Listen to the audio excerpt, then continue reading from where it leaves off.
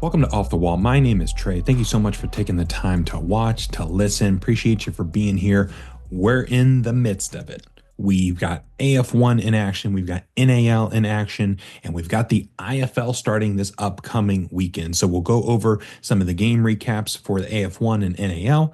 We'll do some previews for the weekend ahead, including the IFL, which is kicking off this weekend. And then we have a massive IFL preview. We'll dive into a season-long preview with some predictions, some hot takes, some mild takes, and some takes that are in between with our guest, Alec Schuberth. He is from Sports Coast to Coast. It's a forum that is linked in the description below. They provide a ton of great insights into the IFL all season long. Alec has a show called Wager Wednesdays that he also does on a weekly basis that is just very, very entertaining to watch and to get an idea of the betting landscape of the IFL. He's a very sharp mind and has some interesting models that he uses to predict how things are going to go. So go check him out after this episode, and then I'm excited to show you guys what we talked about in the IFL. But before we dive into the IFL preview with Alec, please make sure you are following us on socials at Off the Wall FB.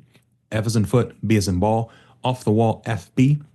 We're on Instagram, X/Twitter, TikTok, Blue Sky, and Threads. So all that is linked below. Go give us a follow on there wherever you are. And if you're watching on YouTube, hello, please subscribe to the channel, like this video, and share it with a friend. Also had an episode of the Turf Tapes that we did a live stream for this past Tuesday. So go check that out as well. Had a very interesting AF2 game from the 2006 season that was fun to watch and break down. But then if you're listening on podcasts, Spotify or Apple Podcasts, please go to the show page, rate it 5 stars, and share an episode with a friend as well. Like I said, we're in the thick of indoor and arena football season now with the IFL kicking off, and this is the time to get someone in the mix. This is the time to bring someone in and show them what they're missing out on. So, yeah, appreciate all the support so far and looking forward to see where we go from here. So let's dive right into it. Here is the IFL preview with Alec. All right, joining us on the show today, we're going to talk IFL. We're going to preview the entire 2025 season. He's the lead IFL contributor for the Sports Coast to Coast forum at sportscoasttocoast.proboards.com. If you watched any IFL game in 2024, you probably saw his name in the chat, talking it up with the people, talking ball, talking about the line, sweating it out with the rest of us. Hey, welcome to the show. His name is Alec Schuberth. Alec, we made it. Long off season, but we finally arrived to week 1 of the IFL. How are things with you, and how are things with Sports Coast to Coast? Well, first off, Trey, thanks for having me on. It's finally great to work with you directly on all things IFL. Yeah. So quick rundown on my story on Sports to Coast. Sports Coast to Coast, I joined the forum in July of 2021. Right in the midst of when the Massachusetts Pirates in their first year in the IFL, in the midst of their championship run. So I kind of started off as a fan who kind of chimed in with some comments every now and then. And then the leadership group came to me one day. They said, hey, we need some help with doing game recaps and things like that. Would you be able to take one every couple weeks or so? So I'm like, hey, see a need, fill a need. Right, yeah. So they prepped me up. They taught me all the kind of tricks of the trade, how they kind of like to organize and format things. And my role kind of grew. Started up the Wager Wednesday series, as you mentioned, right when sports betting was legalized in my home state of Massachusetts in 2023. So that has been running each of the past couple seasons. Should be on track again for this season. Let's go. I'm anticipating lines to be up on DraftKings, assuming that agreement's still in place with the IFL, right around Tuesday evening, Wednesday morning or afternoon. All right, cool. All really exciting things going on. Yeah, absolutely. Yeah, I literally every single game I would jump into, I'd see your name in the chat. I'm like, all right, let me say hi, let me say hello. But yeah, it's good to finally chat with you about the IFL. And a really, really fun 2024 season. A slow-ish off season until recent weeks and the recent months. But let's dive into the IFL. Let's get a lay of the land first before we get too nerdy with the players and the this and the that. But starting off, just kind of setting the table. We had 16 teams last year in the IFL. will be 14 this season. We had three franchises go dormant: Frisco, Duke City, Sioux Falls. But the league also has an expansion team starting in Fishers. So, what are your thoughts on the offseason with some of the dormant teams and the additions and like the current lay of the land for the IFL? Yeah, I definitely agree with you that things were a little bit slower moving this Right. offseason than we've typically seen, at least from the vantage point of, things being announced by the IFL and Hmm. the frequency that they were giving updates to us fans. Because after the championship game in August, it was pretty much just a couple months of like, maybe here are some free agency signings, some other stuff that the teams are doing around their communities. Hmm. And then we get the bombshell of, the IFL schedules coming out. Duke City kind of rumored of being at risk of not playing in 2025. Right. Yeah. Happens to be the case. Same deal happens with Frisco and Sioux Falls, unfortunately. Especially where the Storm have been a staple of the Oh, yeah. IFL, like winning six straight championships, appearing in every IFL championship throughout the 2010s, Yeah. which basically encapsulates almost the entirety of the league's existence. Yeah. 11-time champions. The commissioner is is formerly of that program. So you would think if any is going to stick around, that would be the one. Yeah. Who knows? Maybe 2026 they're able to get things together, find a Right. new arena, and get things back rolling. But yeah, the exciting expansion team out of the suburbs of Indy, the Fishers Freight, Yeah. gives somewhat of a local rival to the Massachusetts Pirates. I know they're kind Yeah. of alone on their own island up there at the Bay State. So Yeah. It's only a 2-hour flight instead of a 3-hour flight, like no, most of theirs are. yeah, pretty much. Yeah.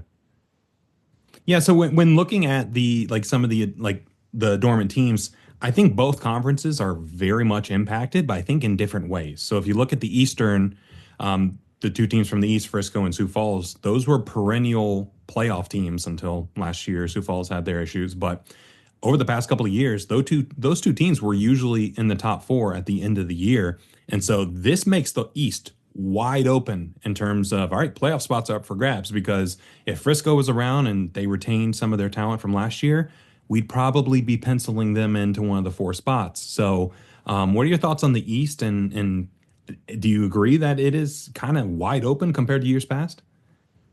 Yeah, I definitely agree with you. Like, not only are you talking about the four playoff positions that are up for grabs, you're also talking about a pool of teams within that 7-team conference that don't really have a whole lot of playoff history behind them at this Right. Yeah. point. Because, Frisco, they were in the Eastern Final two of the last three seasons. Sioux Hmm. Falls, 2023 Eastern champion. I mean, you had Green Bay play really well last year. They got the number one seed in the East, had that unfortunate letdown against Massachusetts in the Eastern Final. Right. But really, you could claim that the Pirates probably have the most storied history as far Yeah. as like playoff success of those teams. So that's definitely something to take into consideration when trying to prognosticate each of these teams.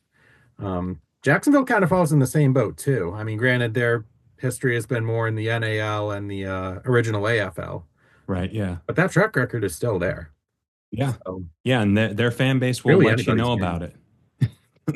Those Jacksonville fans will remind you that they've won in past leagues. You don't have to ask. They'll tell you. But on the For Western sure. Conference, I think it's a little bit different. I think it still impacts them, but Duke City not great over the past couple of years. So in the East, the top teams kind of went away. In the West, the bottom got cut off. So it kind of makes the West a little bit more of a gauntlet because you're not going to have like, oh, they play Duke City this week. Thank God they're going to be minus 20 and a half against them. Like you don't have that anymore. So I think it's interesting how it impacts both conferences, but in very different ways.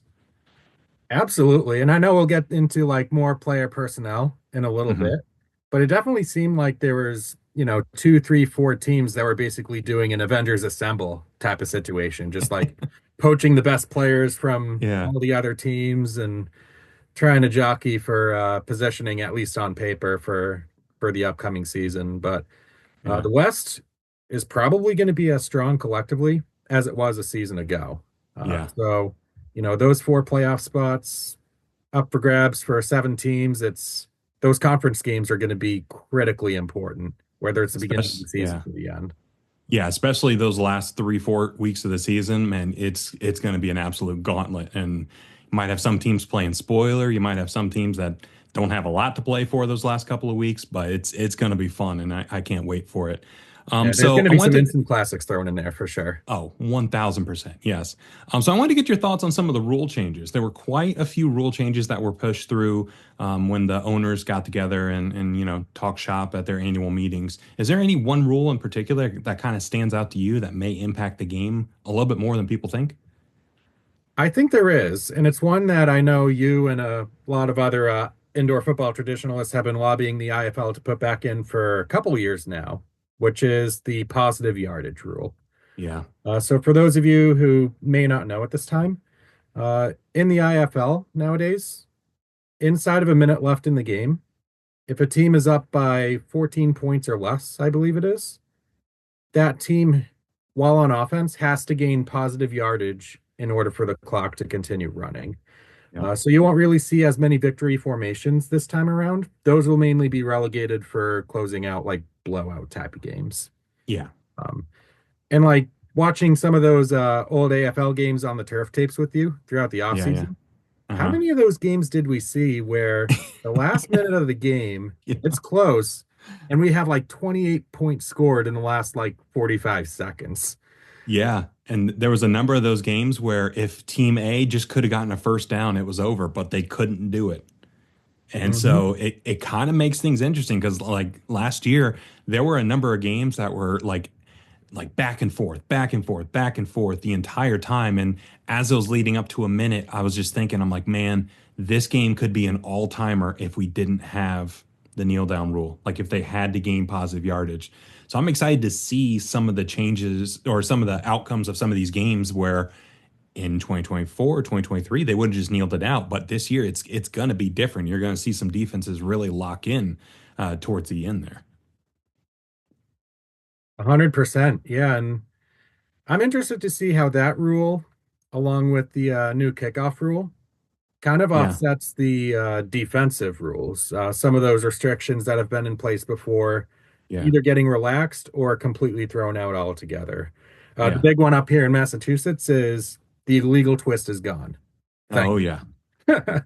you. I would always Yeah. joke around because they called it like every time on us, like, hey, we're going to challenge for an illegal twist on Massachusetts. And like 75, 80% of the time, the opposing team would end up getting it right. And it was just like, why? And that's that's what I'm most excited about with that rule going away is that we don't have these Hail Mary challenges coming from coaches anymore, where you would see so many times like a DB would just get burnt. He would just get beat, 45-yard bomb, touchdown. But then the coach throws the red flag out there. He's like, defensive twist. Hmm. And like they're just looking at the replay. They're like, all right, technically that was a twist. They throw the flag, delete the touchdown. It was like, why? How does that make sense? So that's why I love the new defensive line rules. Um, Free some things up a little bit. I think we're going to see a lot of rookie defensive linemen really making an immediate impact because they're not going to be as hindered, for lack of a better term, as they were in years past. And I think the first couple weeks they'll probably impact scoring, but I think teams will figure it out, and we're going to see some really skilled players in some of these games doing what they do best. Yeah, totally. A big win for like the defensive linemen and the linebackers in general, because Yeah, they're coming from the outdoor game, high school, college, whatever. This is the way that they naturally play defense, is they have these Yeah. sort of strategies and kind of tactics that they use to get after the quarterback or get into the offensive backfield. Right. And especially if the goal is to get some of these guys back outside, get them back in the UFL, get them in the CFL, get them overseas. Like, if that's the goal, it makes sense to have the rules kind of line up skill set wise so that the stuff that's on tape is more reflective of what they would be doing in the UFL or CFL. So I think it makes way too much sense. And I'm interested to see how it all plays out. And that's a great point too. Yeah. Yeah, because like it's not like the 90s and 2000s where you had guys making like career money in the arena football game. It's like that's just not the economics of the sport right now. So Mm. it just makes sense to loosen things up on them. Um, so in addition to rules changes, there were also some coaching changes as well. A couple teams are bringing in new folks to lead the charge. Starting in Massachusetts, we thought we had a head coach in Massachusetts. Then last week, it was announced that former Duke City head coach Fred Griggs will be the head coach after joining the defensive staff last year. Northern Arizona, Les Moss left to go to Bay Area, and we got Ron James coming over, taking over head coach, longtime arena football coach in the 2010s and 2000s. And then Fishers, obviously a brand new team. They're going to have a brand new coach getting Dixie Wooten over from Bay Area over the past couple of years. What are your thoughts on the coaching changes, and what team do you feel will be the most impacted by their new head coach?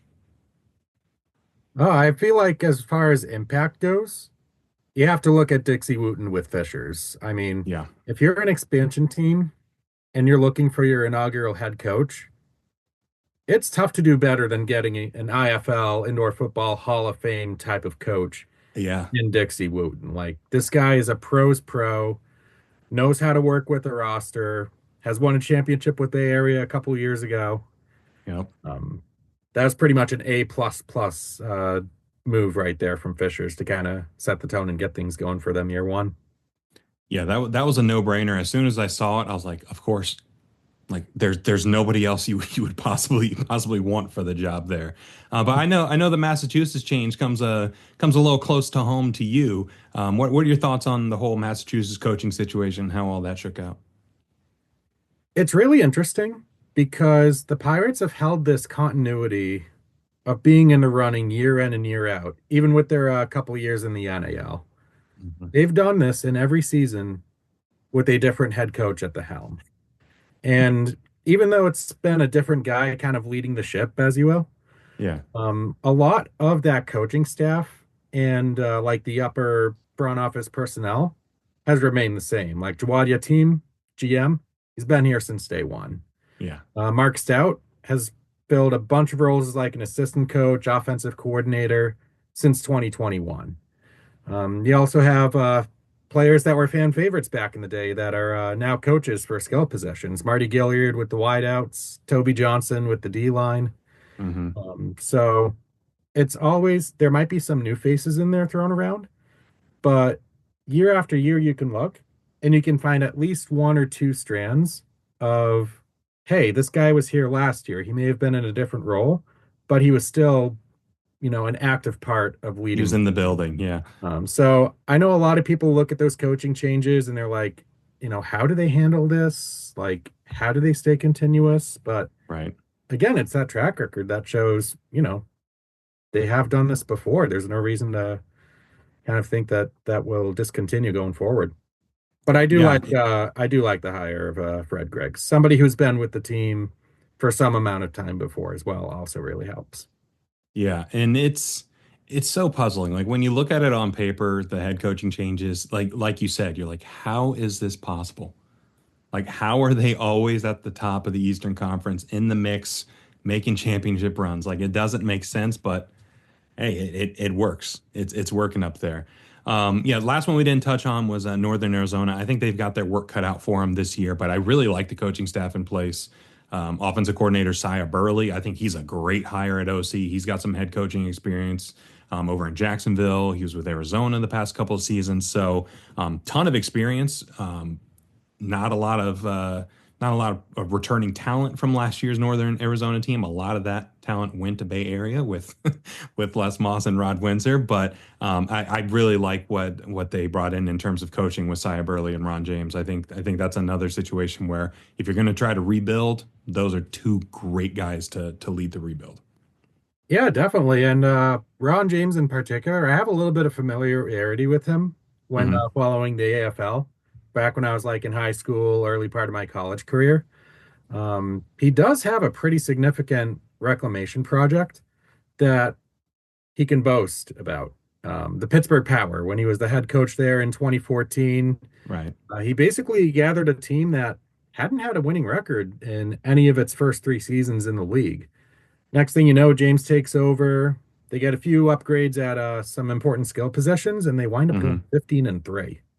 Wow. And had they not been in the same division as the 17-1 Cleveland Gladiators, they undoubtedly would have hosted a playoff game Yeah. rather than bowing out in the first round on the road. So I know a lot's been made of Northern Arizona, like, who are they going to be? Who are their star players, like the rookies that are going to emerge? But the guy at the head coach has a track record that proves that he can bring a team that may not have much in the way of expectations and surprise a lot of people. Oh yeah. Yeah, they're gonna be a fun one to watch down the stretch.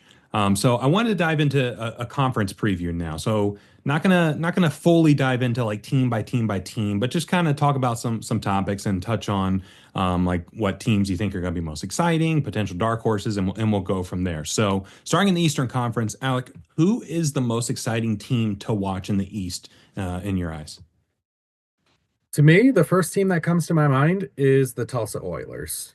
Hmm, And I think a lot of people are thinking that they could pave a path very similar to what the Vegas Nighthawks did last year. It's a year right. three team that's been under 500 each of the first two seasons, and they've gotten some pretty significant upgrades, Oh particularly yeah. on offense. Like, take 2024 Oilers defense with entirety of 2024 Frisco's offense. And Yep. that, in theory, Yeah. is what you have with the 2025 Tulsa Oilers heading into this spring. So Oh yeah. TJ Edwards, Martez Carter, Cole Blackman, they've got some players over Oh there. yeah.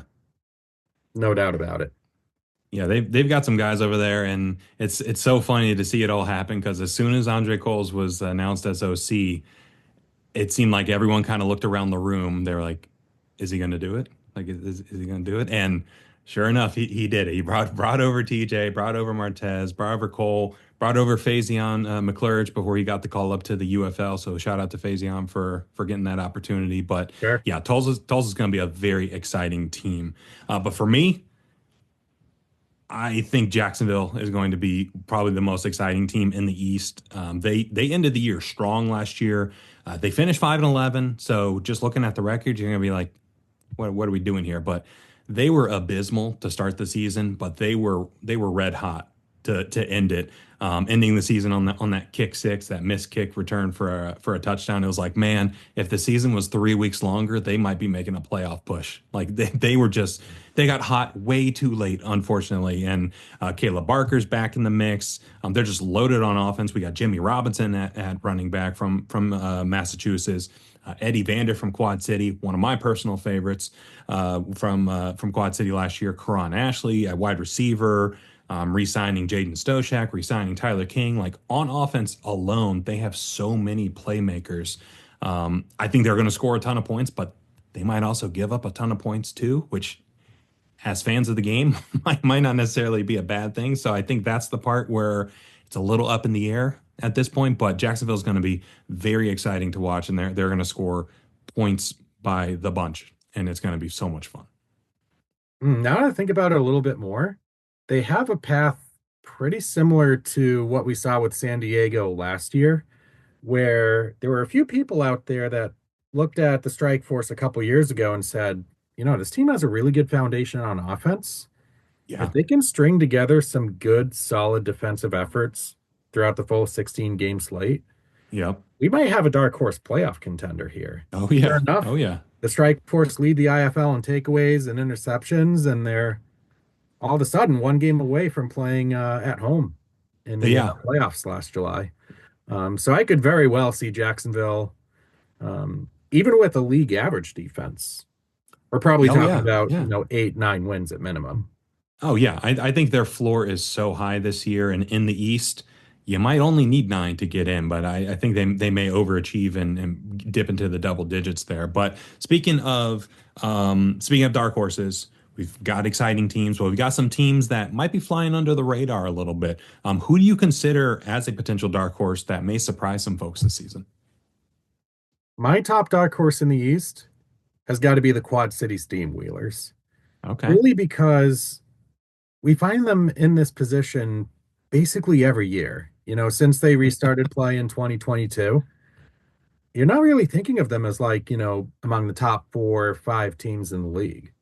And they Yeah, may not yeah, have the most talented roster out there, but somehow, some way, Corey Ross, the head coach, has figured out a way to will his team into the playoffs in each of those 3 seasons. yeah, There definitely. aren't many teams out there that can claim that they've made the IFL playoffs every year since 2022.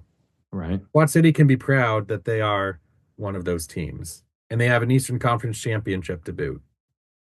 Yeah. Yeah, the when they made the national championship a few years back, they were in a situation where nobody was really expecting them to go through the playoffs and make it to Vegas like they did. But you just got to make the dance. Just make the dance and get hot at the right time, and who knows what'll happen. But yeah, Quad City has a great home field advantage, and they lean into that. I think last year they were 6-2 at home and 2-6 on the road. So that home field was clutch for them. So if they can improve on the road, they could be in a very good spot because I think they'll be just fine at home, no matter who they face. But the road woes, they got to take care of those things. Yeah, and they've always left a little bit of meat on the bone when it comes to playing on the road. Oh yeah, But look at that track record at home, especially last year. Winning yeah, against Frisco, Massachusetts, Green Bay. yeah. Like, if they The had top gotten three off to teams maybe a there. little bit of a better start in that Green Bay quarterfinal game, that could have carried a little bit of upset potential. For sure. Yeah. But their big upgrade of the season is getting Daquan Neal to replace what you had trademarked as the quarterback carousel, Yes. Yes. which is really going to help them with offensive consistency. Because we saw the Right. offense pretty much run over opponents when it was at its best last year. Yeah, when they were hot, they were doing great. But it's the old adage from John Madden: if you have two quarterbacks, you have none.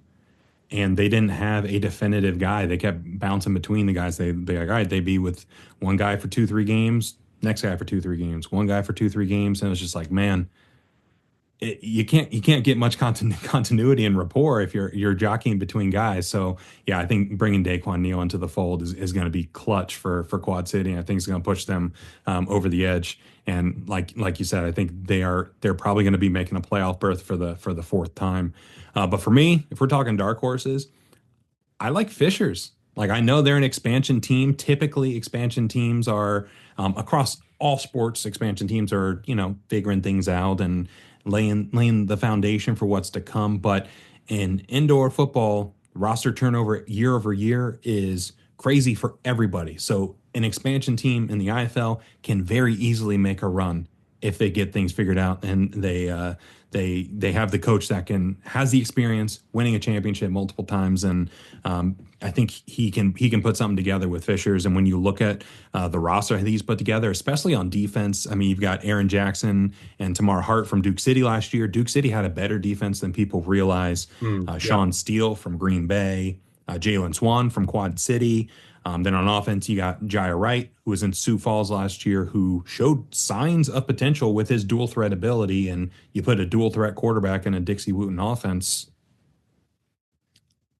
I mean, the story's writing itself at this point. So I think Fishers is going to be very competitive from day one. And with the East being wide open, I can very easily see them making a push for the playoffs in their first year.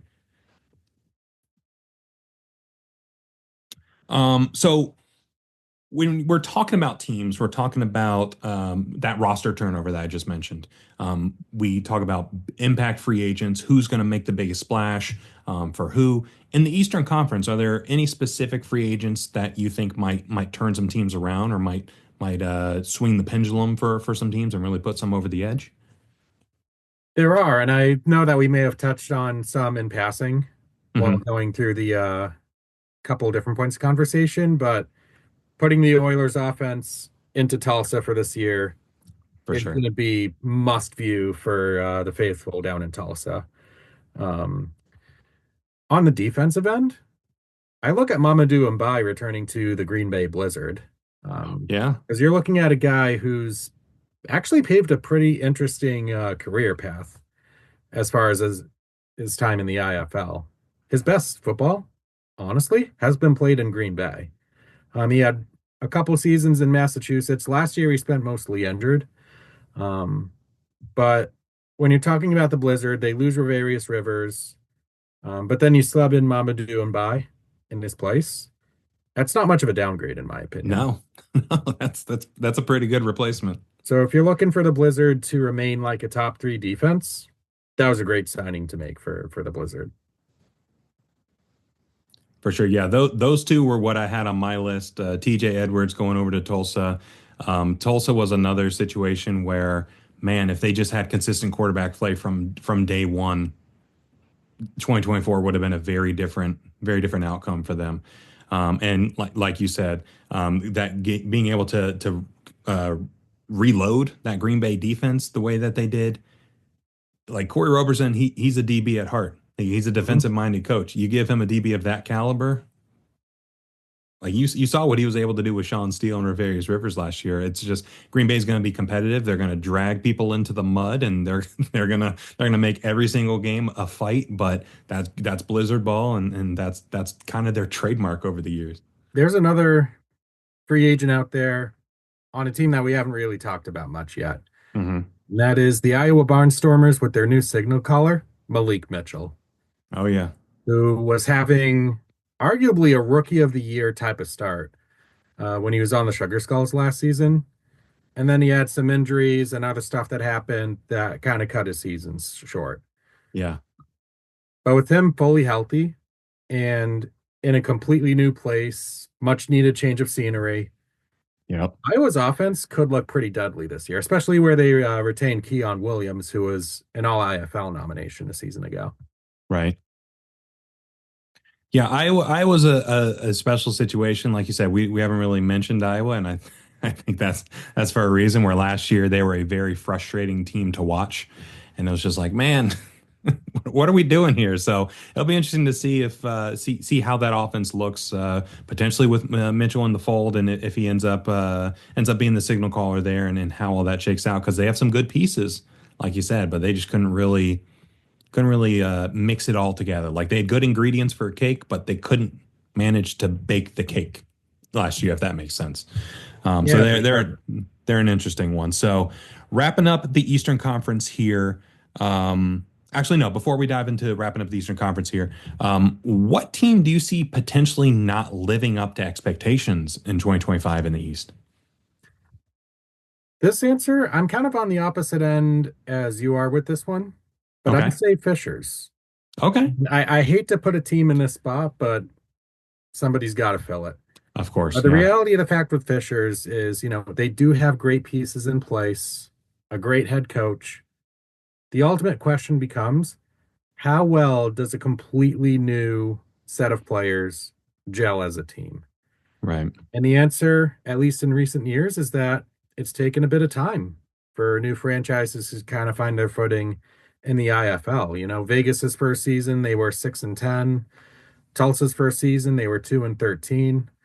Um, it just goes to show how hard it is to win in this league.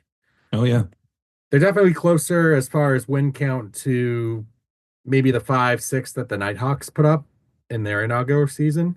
Right. But the Freight also have a deceptively tough schedule as well, especially having to play their inaugural game pretty much clear across the country in Prescott Valley. Yeah. So they're going to be tested right away. They'll definitely need a good start in order to think about sneaking in a playoff berth. That's fair. That's fair. I think the only reason why I think some of that like some of the continuity will be able to continue, even though they are an expansion team, is that you look on offense, you got Neil and JT Stokes both coming over together from Bay Area. You got Aaron Jackson and Tamar Hart coming over together from Duke City. So you have a couple pairs of people and important positions that kind of already have some familiarity. But to your point, we got 25 guys on the roster that have to mesh together, and it's a tall task to have 23 of them never having played together before. So it's going to take some time for sure. Yeah, definitely. And it all depends on kind of the systems that Wooten and his OC and DC want to put into place. Because the same thing that maybe those teammates in Duke City ran last year isn't necessarily the same as the system that Wooten wants to run this season. There could be Yeah, that's nuance fair. Yeah, in there. And that's all part of the learning process for a new yeah. team. Yeah, for sure. And you're definitely not going to like my answer. And I think it's the Massachusetts Pirates, unfortunately. I think it's just a lot of change all at once. You're talking about Jimmy Robinson, who was the motor of the offense. Like, I think nearly, didn't he have nearly 2,000 scrimmage yards last year on a 50-yard field, which is just absurd. New quarterback, Benny is retired. So you got a new quarterback coming in. A lot of offensive production is missing at that running back spot. Wide receiver is going to be great, still bringing back a ton of those veterans.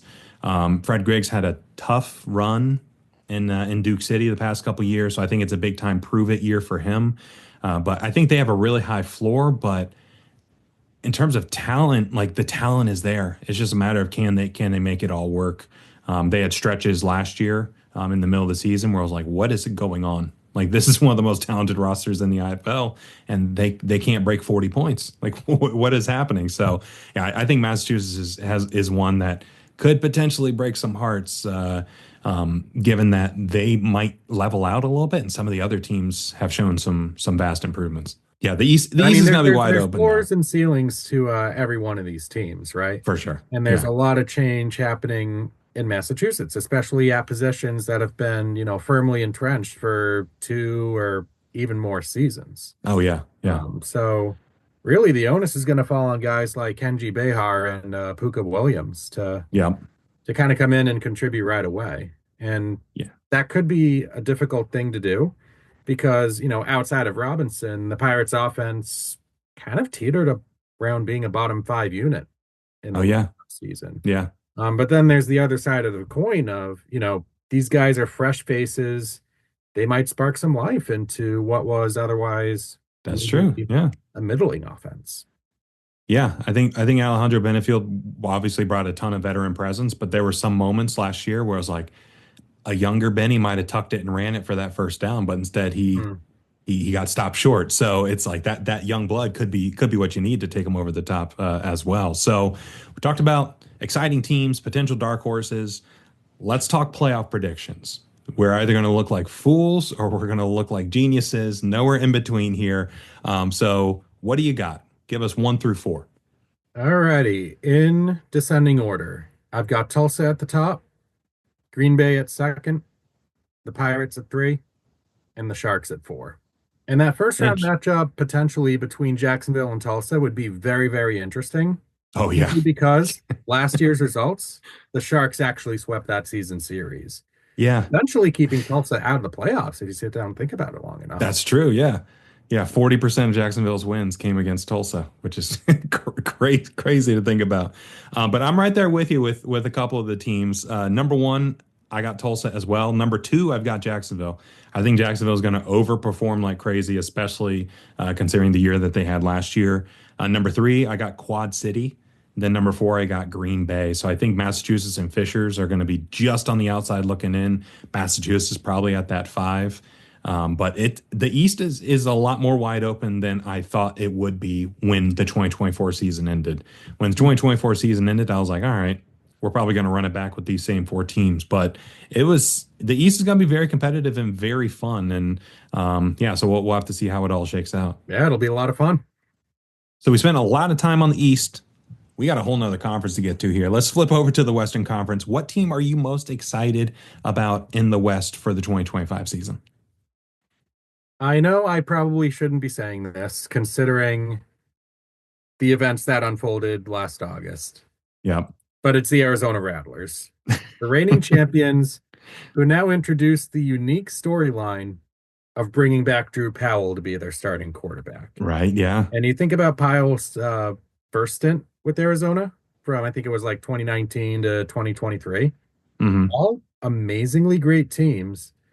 A couple of those even made it to the IFL championship game, but something always came up and Yep. Powell came up just short Yeah. in all those seasons. And then the one year where he bolts to the AFL, the Rattlers end up winning it all. Right. Yeah. So if there's Like a poor guy. player in that locker room that's going to have the biggest chip on his shoulder, it's probably going to be Powell. And that is a Yeah. Yeah. scary thing for the rest of the Western Conference and the IFL as a whole. Yeah, it's a little bit of a chalk answer, but hey, it plays. The storyline is there for sure. My team I'm most excited about, the Vegas Nighthawks. Vegas is returning so much talent and so much production from that team last year, including the MVP, Jerome Johnson.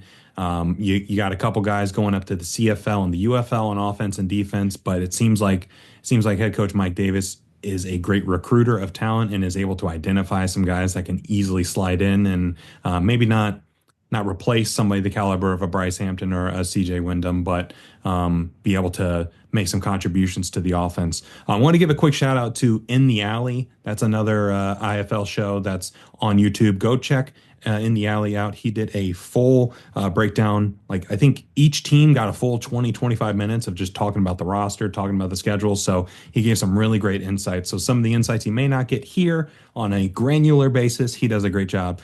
So I wanted to give him a nice little plug there. But returning a Yeah, ton of I production. Go second ahead. that. Cody is among the most dedicated IFL fans out there in terms of, what he does, what he contributes to the community. So Right. IFL in the Alley, definitely check it out.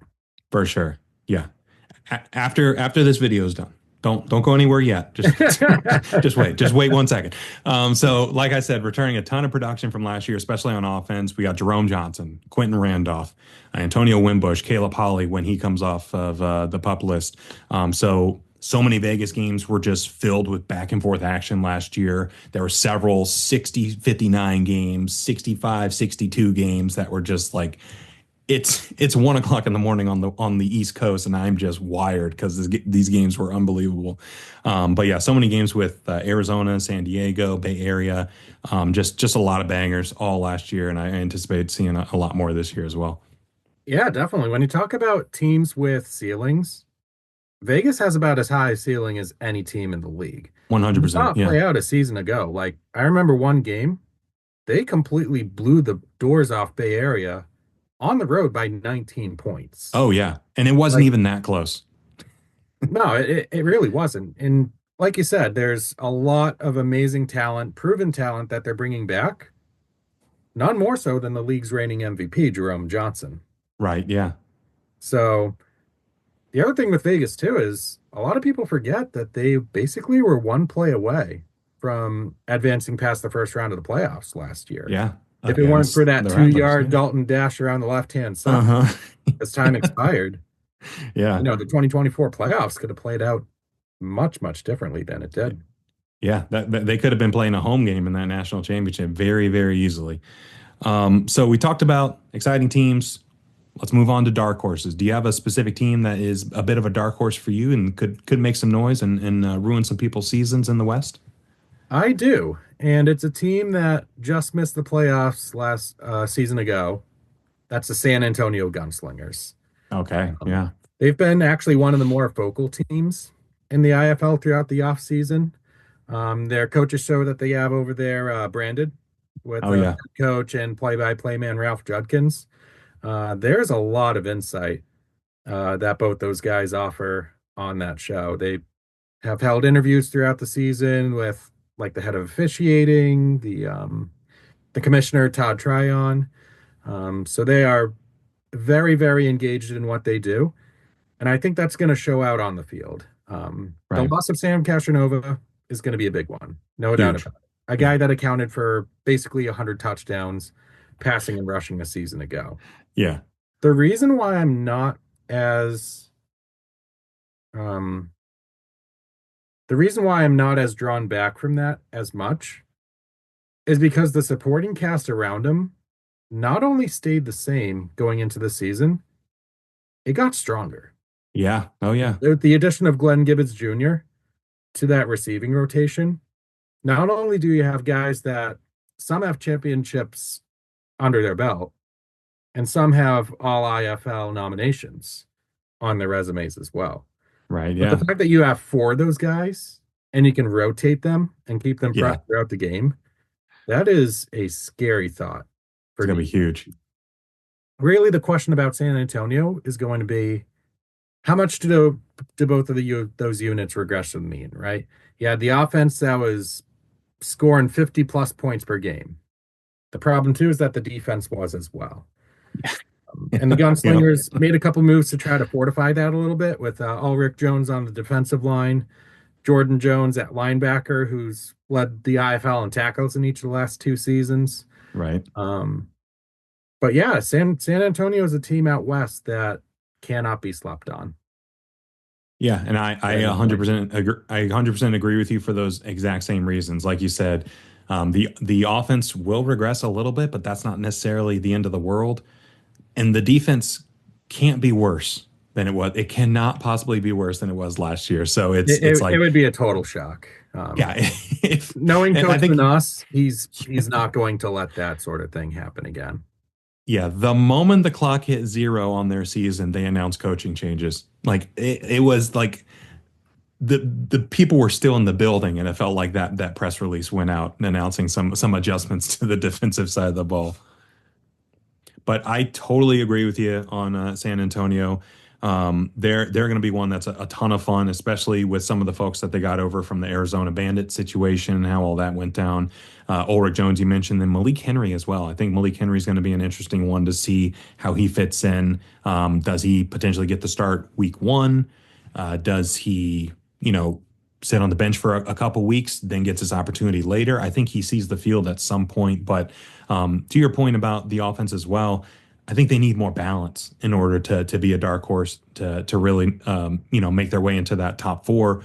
I really like running back CJ Odom. He played in Arizona last year when Shannon Brooks was out for a couple games, and he just ran very, very angrily. Like every Mhm. time he had the ball, I was like, man, get out of this guy's way. Like this guy's a big guy running downhill, and he was a delight in Arizona. So if he can provide some of that ground and pound with San Antonio, take some of the pressure off the quarterback and ball control offense a little bit more, San Antonio could very easily sneak into the top four. Yeah, definitely. They'll no doubt be amongst the most fun teams to watch this year, just as they were last Yeah, year. for sure. So looking at the landscape of the West, who do you think is going to be one or two massive impact free agents if we haven't mentioned them already? One of them out in the Bay, Josh Jones, Oh yeah, quarterback. You're talking about reigning offensive rookie of the year, a guy who plays very similarly as far as that dual threat ability to Daquan Neal, who, quarterbacked that Panthers team to 13 wins a season ago. yeah. A lot remains the same there as far as, the skill possessions on both sides of the ball. So Jones is going to fit right in. And if he's just scratching the surface of what he showed us in his first campaign, Oh yeah. it could be another 13 win season for Bay Area, maybe even more. Yeah, very easily. Yeah, yeah. He's one of mine as well. One of the ones I listed on here. He just had a rough start to last year, but ever since week two of last year, he was just absolutely tearing it up. And the fact that he comes over to Bay Area with Rod Windsor, it's not like he's going into a brand new system. He has the same OC. Les Moss is on the staff with him. He's going into a very good situation, and I know Bay Area has an identity of playing defense and running the ball. That's what Josh Jones was missing last year in terms of balance with a running back to be able to hand the ball off. So I'm curious if they make that adjustment and have a little bit more balance on the offensive side of the ball. Because there were times where Josh Jones was carrying the ball 13, 14, 15 times a game, and it was like, Mm. man, he's getting beat down out there. Like you got to save him a little bit. Do you have any others that stand out? I do. I know we mentioned San Diego's defense a little bit throughout the Yeah. show so far, but I really like their pickup of Elijah Reed from the Sioux Okay. Falls Storm last year. Yeah, yeah. You're talking about a unit, like we said, led the entire IFL in interceptions last year. They had a couple pieces depart in free agency from a season ago, like Justice King, now a member of the Bay Area Panthers. Right. But it's very easy to forget that Reed on Sioux Falls last year quietly had a pretty solid season, at He least was on one of the few bright individual spots. level. Yeah, Yeah, so you bring him into San Diego to kind of help soften that blow a little bit, and you still have to consider San Diego's defense among the best in the IFL. for sure. It's funny you bring up San Diego because I have one on the other side of the ball for San Diego. Wide receiver Journey Sloan. So San Hmm. Diego is in a very interesting situation where a lot of their production at wide receiver doesn't look like they're going to be back for 2025 that they had 2024. And Journey Sloan had a really good campaign in Duke City when you consider the quarterback situation. And they had a guy, then they didn't, then they had Mancuso, then they didn't, then they had a guy, they just didn't have a consistent quarterback there, yet he was still able to have a pretty good year. So you put a guy like that who's able to make some really really great highlight reel catches, give him Nate Davis. Hmm. We're looking at a guy like we might be looking at his name on an all IFL team at the end of the year if he's able to stay healthy, play the full 16, all that stuff. So I'm excited to see what he can do. And didn't they play with each other in Duke City for a year, like Yep. either Yeah, 21 for a or little bit. 22? Yeah. Yeah, so it's like it's right there. Yeah, yeah, It's you it's rekindle that right there. connection. Yeah, exactly. So I think he's going into a really good spot, and San Diego's going to be a fun, exciting team, and I think Journey Sloan's going to be a part of that. So we talked about exciting teams. Is there any team in the West? I know the West is pretty stacked. Is there any team in the West that could potentially be a letdown and maybe not live up to expectations? I know the cards are kind of stacked against him right now, especially with all the goings on in the off season. Hmm. But it's might be a more difficult season for the Northern Arizona Wranglers Right. than Yeah. maybe the folks in Prescott Valley are hoping for. Um, to be honest with you, I could probably only name two of their players that are returning this year from a season ago. Maybe Yeah. David Elder on offense, Malik Sonier on defense. It's pretty A much it. lot of new faces. A lot of Everybody new else faces. Yeah. is kind of an unknown. And I know that's been the case maybe to a lesser extent for the past couple of seasons. But part of what kept me so optimistic about Northern Arizona for those seasons was the fact that Les Moss was the coach, among the very best in the business at Right. Yeah. not just recruiting young talent, but being able to kind of cultivate them and develop them as a team Yeah. as each of those seasons wore on. Yeah. Moss obviously is now in Bay Area. And while I'm not saying that Ron James can't do the same, it just doesn't have that same kind of vibe to it right now as it Right. did a Yeah. couple of years ago. So a lot has to go right, and those new players on the Wranglers may have to gel quickly in order for any momentum to be uh, generated this season. Yeah. And I think Northern Arizona is in an unfortunate situation where a lot of teams in the West got better in the offseason and made some adjustments to, oh, this is a weakness. Not anymore. Let's make that not a weakness. While Northern Arizona's strengths and their coaching staff, their quarterback, they all they all went to Bay Area. So I think I agree with you. I think they're going to be in for a tough year this year. But I think like we talked about with Ron James and Cy Burley, I think they're going to guide them to some strong gritty wins. I think they potentially play spoiler down the line for some teams that may be fighting for a playoff spot. They're going to go into Prescott, and Northern Arizona is going to have something to say about that. So yeah, I think it's going to be a tougher year. I totally agree with you. Where the past couple of years have been winning seasons, making it all the way to the national championship a few years back and winning the whole thing. Yeah, it's looking like it's going to be a tougher one, but that's why we play the games. We don't just talk about the games. They could very easily, go out there and snag one of these playoff spots and kick one of the other guys down the ladder a little bit. Yeah, for sure. Always one of those interesting storylines late in seasons is Yeah, who might be able to rob another team of a playoff spot. right. Yeah. So speaking of playoff spots, let's get the playoff predictions. We went through the East. We got the West here. Give us 1 through 4. What are you thinking? Alrighty, we'll go in descending order again. I've got Arizona at 1, Bay Area at 2, Vegas 3, San Diego 4. So kind of chalky when compared to last season, but Right. Yeah. I do think that those four on paper are the strongest teams in the West right now. Right. Yeah, that's fair. That's totally fair. I agree with you. I think we have the same teams actually, just in a different order. I have Vegas at 1, Bay Area 2, San Diego 3, Arizona 4. Yeah, Mm. so we have the same teams, right? Yep. Yeah, Yeah, so just in a same different order. same same teams, different order, repeat of last year.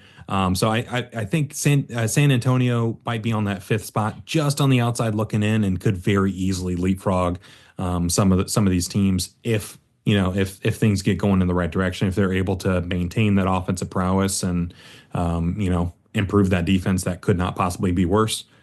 Who knows? But yeah, the West is going to be very exciting. Those games late at night are going to be very fun to watch. For sure. And in a universe where we have, the reality of injuries and week to week roster Right? turnover, Yeah, if one or two of those teams at the top start to falter a little bit, that might be all of the opening of the door that San Antonio needs to easily. kind of assert themselves as a top three team in that West. Yeah, and when you talk about not just injuries, but we could get people called up to the UFL, get people called up to the Mhm. CFL if they're playing well. So there's a lot here that could not go wrong for teams because that's obviously great if people can get an opportunity to get back outside. But Absolutely. there can be a lot of change, like you said. So we talked about some teams.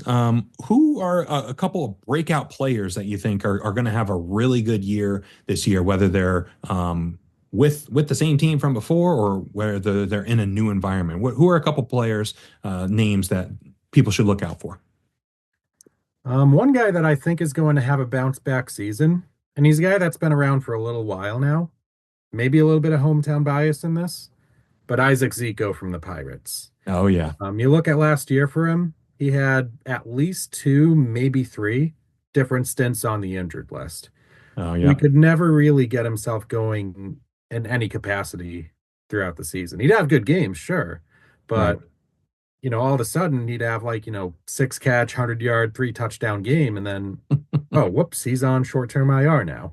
Yeah, Um, so assuming that we get a full 16 from him or something close to it, I think he vies for, around that first or second team fell at the receiver position. yeah, absolutely. Yeah, he was one last year where, like you said, if the Pirates offense is clicking, Zico's in the mix somehow, some way. He's a part of that. And when he was out, it was very apparent that something was missing. Who else you got? What other players you got? Um, Sticking with receivers, I Sure, like yeah. Lowell Patron of Green Bay. Oh They yeah, have their young rookie receivers that they had a season ago, now entering year two with the same system, same quarterback. right. That arrow in terms of individual and contribution to the team type of production, Oh yeah. that's guy high for a guy of Patron's skill set. Very shifty, can separate, make contested catches. Very, very important part of that Green Bay offense. And that the quarterback coming back is a massive plus for that. So I totally agree there. He was able to make some highlight reel catches last year, and another year with the same quarterback, especially in the IFL, you don't see that a ton. So that's going to play nicely for him. A couple folks that come to mind for me, Jaden Stoshak. I know we mentioned his name for the Jacksonville Sharks. He really came on strong towards the end of last year with Caleb Barker, and that offense is just going to be so dynamic. And I think he's gonna play a big role in that, where Vander and Robinson are going to be a handful for defenses to deal with up front. I feel like Stoshak is going to be able to take the top off of some defenses and have to like make defenses have to be honest with how they're going to play Jacksonville. So I might be too high on Jacksonville this year, as you can tell by I mean, some of the combos here. it's not a crazy approach though. I feel It's like a not. lot of people are Yeah. in that boat. I mean, even the power Yeah. rankings on the IFL's website that was released on Friday has Yeah. Jacksonville at number two. And you're talking Yeah. about a team, like we said, they only won 5 games a season ago. Granted, they Yeah. So caught fire near the end, winning three of their last four. yeah. Only one loss coming by three against Green Bay. Um, Everyone yeah, loves him, and that's it what is an optimistic outlook. that Now, well it's not to that say that it's not going to happen, but yeah. it kind of falls in the boat as the team did last year, where they were coming off that NAL championship, Right. but we didn't really know much about them at the IFL level yet. Yeah. But definitely, if you're looking for a sophomore surge, Jacksonville's probably that team. Yeah. With And all and respect to honestly, San Antonio. Of course, yeah. And honestly, a lot of people being on the same page is what terrifies me about liking them so much. Hmm. When a lot of people are Because in the same things are going boat, to go sideways. We yep. know this. If You've been everyone's around in the the game same long boat, enough. everyone's in the same boat, that boat is sinking. So that scares me a little bit. But a couple other guys that come to mind for me, didn't really talk about Iowa that much, but on defensive line, Tyler Tate. He Okay. was a guy last year that played really, really well, and I don't know why he wasn't on the All IFL rookie team. He definitely should have been. He was an absolute game wrecker. And he kept Iowa in a lot of games where Iowa probably should have been out of those games given what was going on offense. But I really like what he brings to the table, and you loosen some of the restrictions on him. Look out, he's going to be even more of a game breaker. Yep. And that's going to be important, especially for an Iowa team that's been like bottom three, bottom four in points allowed per game Right, each of the last two seasons. You can kind of really boil it down to that as the right, main yeah, reason why they've kind of struggled to kind of keep pace with the rest of the Eastern Conference foes that they've got. So right. if Tyler Tate is able to take his game, which is already pretty darn good, to Oh another yeah, level, that's going to be a great step for Iowa yeah, to get them back to the glory that they've known for several years. right. Yeah, they can get there. It's just been a rough go the past couple of years. So we talked about some veteran names that can potentially make a big splash. Let's flip over to the rookies. This can be a very difficult to forecast, but are there any rookies on either offense or defense that kind of stand out to you in terms of what they bring to the table and the situation that they find themselves in with their team? Uh, it's a very tough question to It's answer. hard. It's so hard. But It's, one name that I did look at from Northern Arizona yeah. that I think could turn out to be someone worthwhile is their expected starting quarterback, CJ Fowler. Okay. He had 1 year of college under his belt at Mississippi Valley State. He definitely seems like a dual threat guy. And my fun fact about Mississippi Valley State, once upon a time, they had a wide receiver. Turned out to be some schmuck by the name of Jerry Rice. Some guy. Yeah. So very much could fall into that diamond Yeah. rough type of stature. Obviously, tough situation in Northern Arizona, but Yeah. you never really know until you take the shot. Yeah, I mean, we saw last year with Northern Arizona was able to take a rookie quarterback and really go on a run. So They turned him Northern into an Arizona offensive rookie of the year. seems to have something in the water in Prescott to allow rookies to thrive there. But yeah, this is such a tough question. But I think there's a couple names that stand out to me. I think you mentioned Puka Williams for Massachusetts, just from a production standpoint, stepping into like you're not going to replace Jimmy Robinson, but having the opportunity to kind of take the bulk of that, he could make some really he put up some really big numbers this year and potentially make that all IFL team, assuming he doesn't get a call up to, UFL or CFL. Anthony Grant, he's another one running back for Bay Area, where Bay Area, their identity is running the ball very, very well. You pair Yeah, him with a passing attack like Josh Jones, he could be the yin to the yang that Josh Jones desperately needs to be able to provide some balance and, not be taking hits 20 times a game. for sure. So there's a ton of defensive linemen as well with those defensive rules that are being changed. I think we're going to see defensive linemen absolutely feast this year, especially starting off. And I think we're going to see a ton of rookies really make a splash. There's so many rookies in the defensive front that I couldn't even point one out. But Bay Area has a handful, Fishers has a handful that could really make an impact. And I'm super excited to see how these rule changes go into effect. And I think we might see some superstars on the defensive line that right now we don't know their name, but in 2-3 months we will. Certainly. And you think about it too, this league is catered towards starring those younger players who can Yeah, establish themselves and who can shine bright.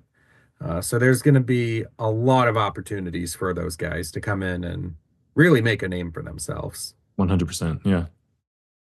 All right, so we got some breakout players, breakout rookies. It's way too early to be talking MVP here, but that's what we do on preview shows. We talk way too early on things, and if you were to have a couple of candidates in mind for a potential MVP award based on, their situation, based on what you expect from them in 2025, what are a couple names that come to mind? To me, it's Yeah, really of the three course. guys that have won the MVP here in each of the last 3 years. TJ Edwards out in Tulsa, Yeah. Drew Powell out in Arizona, and the reigning guy, Jerome Johnson in Vegas. Yeah. Yeah, it feels like that's a quarterback award for sure, just universally in football, but even more Yeah. so in the IFL, just because of how dynamic the quarterback spot can be. Yeah, I agree with all three of those. All three of those are in very good situations, but I think we got to throw Josh Jones in there as well, putting him in an even better situation, arguably, than what he had last year with a year of experience under his belt, continuity offensively. I think Josh Jones might be the guy you got to go with. And if we had betting odds for MVP, I'd be Hmm. very curious what those would look like. Sprinkle on Josh Jones at 15-1. Just sprinkle a little bit on there just for fun, see what Little happens. $5 dart throw. Yeah, exactly. Yeah. So, all right. So we got breakout stars, we got potential MVP candidates. Last but not least, championship prediction. What do we got when the championship game in Tucson this year, when the week leading up to it, kickoff? Who are the two teams that will be on the field? What I would like to see happen is Pirates versus Gunslingers. Because Oh, those that'd be matchups fun. were epic a Yeah, season ago. Plus, I've gained a little bit more familiarity with the Gunslingers each of the last couple of seasons, so yeah, there definitely is that emotional tie to it for sure. of course. Um, what I think will happen, Bay Area comes out of the West, Massachusetts comes out of the East. Oh, And we okay. have Panthers versus Pirates, which will be a Week 19 matchup, by the way, Yeah, a a little regular season preview. finale. Could that perhaps be a potential preview of August championship? Interesting. Interesting. Okay. I see the vision. I see it. Yeah, I was looking at this and I'm like, man, this the teams that I wrote down, I'm like, this is the chalkiest chalk I could possibly chalk. And I had Tulsa and Vegas. Just two absolutely dynamic quarterbacks. If both of them can stay healthy for a full 16, just unbelievable. Vegas bringing back so much production, like you said, and Tulsa. We talked about it. Or Frisco's offense from last year, Tulsa's defense from last year.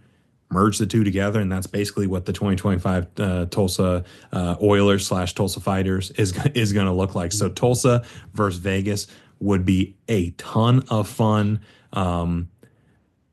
Jacksonville might be able to have something to say about that if they're able to live up to the hype. Bay Area, you can never discount them. They're always going to be in the runnings. I'm just excited for the season to start. There's so many. You can make a case for literally 11, 12 of the 14 teams to make a run, and I think that's exciting. Yeah, it definitely is. Friday can't come soon enough. For sure. Yeah. Well, I'm very excited. And when this episode drops, season's gonna be kicking off tomorrow, which is super exciting. And by the time the show airs, I will have been on Wager Wednesday with you. So go check out the Wager Wednesday show on Alec's channel. Tell us a little bit about that show, how that came to be, and what people can look forward to with it throughout the season. Certainly, yeah. It's born from a desire to pair football with analytics. Let's go. So what I've done is I've kind of built myself a refined model of the IFL using game statistics from prior seasons, along with some subjective adjustments based on free agency moves, coaching changes, things of that nature, Right. and basically try to simulate, based on what I have available in front of me, what do I think the lines should look like as far as Hmm. which team is favored, how much are they favored by, what am I expecting the total score of the game to be? So my goal with that is to try to find value where I can and see if my answers ultimately turn out to be the right ones. So you're basically you're handicapping the games yourself, comparing them to the lines and saying, all right, I agree with the line here. I very much disagree with the line here. Let's pounce. Absolutely. Let's go. Absolutely love that. Yeah, so like I said, I'll be on the show for week one. Very excited to chop it up, and when those lines drop, I'm over here rubbing my hands, ready to go, ready to take a look, ready to dissect them. Hopefully we can improve on last year. Ended up 60, 58, and 1 last year with the off the wall pick. So hoping we can improve on that, and hopefully end up within the it's in the black, right? Yeah, black is Black or in the green, black is good. one or the In the other. green, in the green. We'll go with in the green. It's no question on what it is. So, where can people follow you on social media, and where can people follow Sports Coast to Coast? So Sports Coast to Coast, you can find directly online. If you just look up Sports Coast to Coast Pro Boards on Google, it should be Okay, the first thing that turns up. The site specializes in coverage of the IFL specifically, but they also cover other sports as well with a Pacific Northwest type of flavor to it. very cool. As far as I go for social media, I am on X at Shuby the Sharp, along with YouTube. Just type in Alex Schuberth, you'll probably wind up finding me. Perfect. And I also created a dedicated channel for IFL Wednesday or Wager Wednesday for this season. Very cool. All right. Yeah, we'll link all that in the description here. So if you're listening to this, go check out Sports Coast to Coast. Go give Alec a follow, and go check out the Sports Coast to Coast forum every week for the IFL tidbits. Whenever I was in a rut, didn't know what direction to go with a pick, I'd always lean on Alec. I'd always lean on Sports Coast to Coast and be like, all right, what am I not seeing? If there's something I'm not seeing that I know they are, so they provide a lot of great insights. So couldn't recommend their site enough. So go check them out for sure. Really appreciate you hopping on this week, Alex. Alec, like I said, looking forward to the indoor war. By the time this drops, it's going to be happening in less than 24 hours. So very excited for that, and I'm looking forward to seeing you in the comments. Yeah, for sure. Appreciate you having me on, Trey. Enjoyed it. Yeah, absolutely. This is a blast, and we'll check in later on in the season. Maybe we'll do a recap show towards the end there. Who knows? We'll see what happens. I'd love that. All right, sweet. Take care, Alec. All righty. Thanks, Trey. Big thanks again to Alec from Sports Coast to Coast for hopping on the show and doing a massive IFL preview. It was very fun talking ball with him and getting an idea of what he thinks is going to happen with the season. I think it was funny how we aligned on certain things, but we were on opposite ends of the spectrum on some other things. So we'll have to see how the season shakes out. We'll see if we look like fools at the end of the year, if we look like geniuses. Who knows? So diving into AF1 game recaps from this past weekend, the first game we're going to talk about is the Billings Outlaws at the Oregon Lightning, and Billings won this game 78-36. So quite an offensive explosion from the Billings Outlaws in this one, and I was very excited to see Billings play this year, especially on offense, just due to the coaching changes and to see how things would change, how things would adjust. Last year, Coach said Bonner, they had a roster that was built out for more Iron Man rules football or arena football, which is what the league started with last year, then quickly abandoned. But the Outlaws kind of stayed the course and, didn't switch up their identity too much. And it worked out. They won the Arena Bowl last year. But it was more of a ball control West Coast style offense where they weren't necessarily taking deep shots every single drive, but they were methodically working their way down the field. You saw it in the Arena Bowl last year. Their opening drive was like 9, 10 minutes long and worked their way down the field and eventually put some points on the board and just controlled the ball and controlled the tempo of the game. But the offensive coordinator for this season is Randy Hippert, who was a quarterback for the Nashville Cats last year, and he just has a very different style of offense. Just from the way he played, you can get an idea of what he was going to be as an offensive coordinator. He's a lot more of a let it rip type of quarterback, and he was slashing defenses up last year when he joined the Cats at about the halfway mark. And it looks like what Hippert was able to bring to this offense was that passing attack that was deadly, but also building off of what worked so well in the Ed Bonner offense last year. So we have this interesting evolution of the Billings Outlaws offense, and that little Hippert magic dust that they sprinkled on might be what this Outlaws team needs to make another run at a championship. And this offense, I dare say, looks better already than the offense did last year. Running back Sean McFarland had himself quite a day, 67 rushing yards and 3 touchdowns, 27 receiving yards and 2 touchdowns, 5 touchdowns on the day. He was running all over the field, and it could have been much worse than that had they not taken their foot off the pedal with him. They could have handed him the ball every single drive, and he probably could have ended up with 7, 8, possibly 9 touchdowns if they wanted to. They were that in control of the game. Quarterback Braden Wingle, he had a really solid game as well and looked in control of the offense from the beginning. There were a couple throws he probably wants back, but that's to be expected from someone making their debut in the game, especially coming from a quarterback last year, Isaac Harker, who was very, very good for the Outlaws. And getting a new quarterback in the fold, there's going to be some growing pains, but if this was the growing pains game, Winkle's going to be very, very good for Billings. But the most concerning part of the game, for me at least, was the secondary for the Outlaws. To me, going into this game, I viewed the Billings secondary as their greatest strength. Like we've got players like Cedric Thomas, Keon Clary, Fabian McNichols. I thought this trio of DBs would bully the Oregon Lightning, but they were missing assignments left and right in the first half and ultimately kept Oregon in this game early on. Like this should have been a runaway 30 to 6, 30 to 7 game in the first half. But at one point, it was like 18-13, and Oregon was right there with them. So the offense for Billings was doing their job. Billings on defense wasn't getting it done early on, but made some adjustments in the second half to look like the Billings team from last year and really be disruptive to that Lightning offense. So it was shocking to see, but not shocking that Coach Cedric Walker was able to get things corrected in the second half and keep things moving. And we'll have to see how they come out and play their next game, which is against the Washington Wolfpack in a couple of weeks after a couple of byes. So Billings look great. On the other side, Oregon has some work to do, and that's not just for the players on the field, but the off the field stuff as well. If you watch the game live, if you watch the replay, you'll know what I'm talking about. The walls weren't anchored to the floor and were moving around anytime a player got hit into them. The camera work was missing major moments in the game, especially early on. The announcer, it was very clear he had never watched arena football before and might have been his like second or third time ever watching football, period. And we haven't even begun to talk about the team on the field that got blown out by 40. The chaos of the broadcast was slightly enjoyable in a sicko way.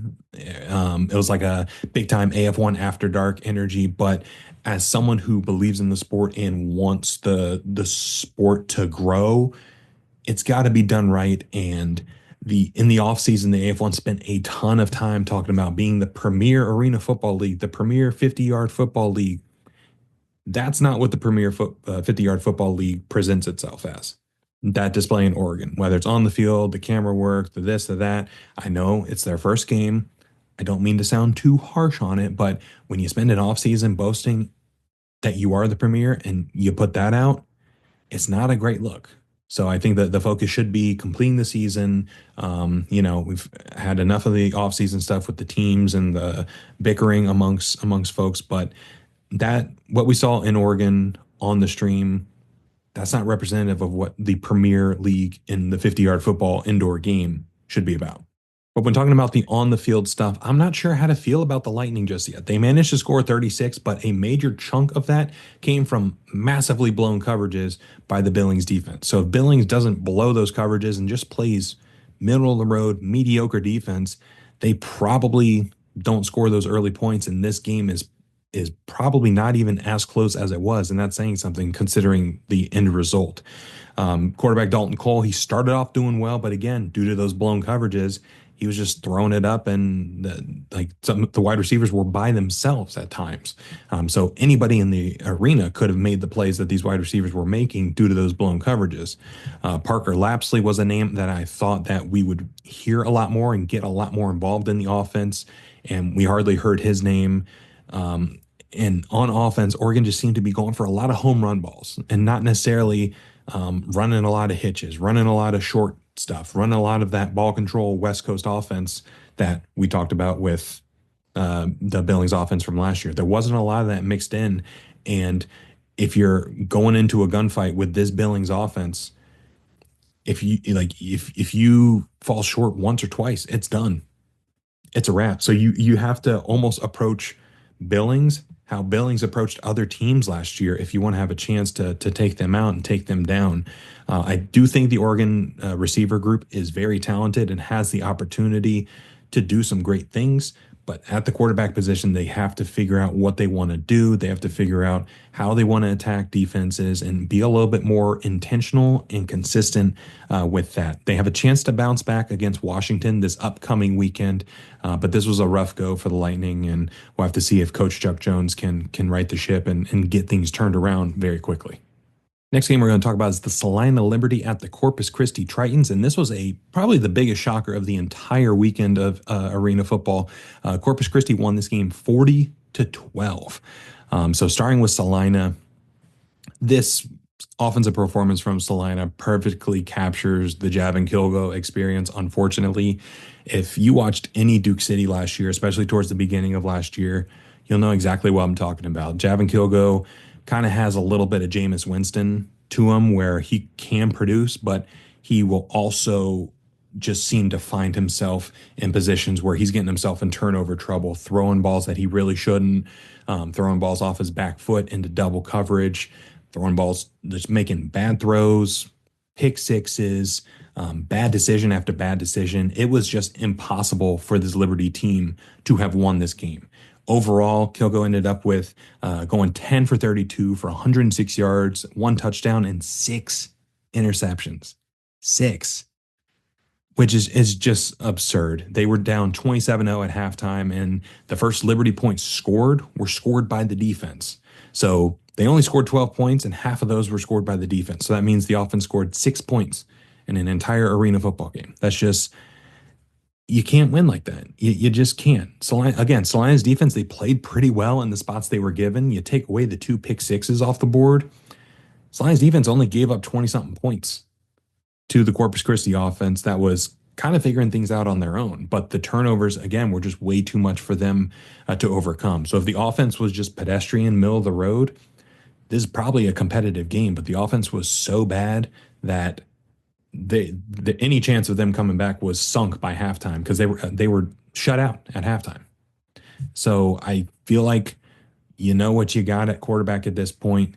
You got to figure something else out. If you're Salina, I don't think Kilgo's the guy. Unfortunately, if you watched Duke City last year, you would know. If you watched this game against Corpus Christi, you would definitely know. But they got to figure something else out in order to get their season back on track. I know.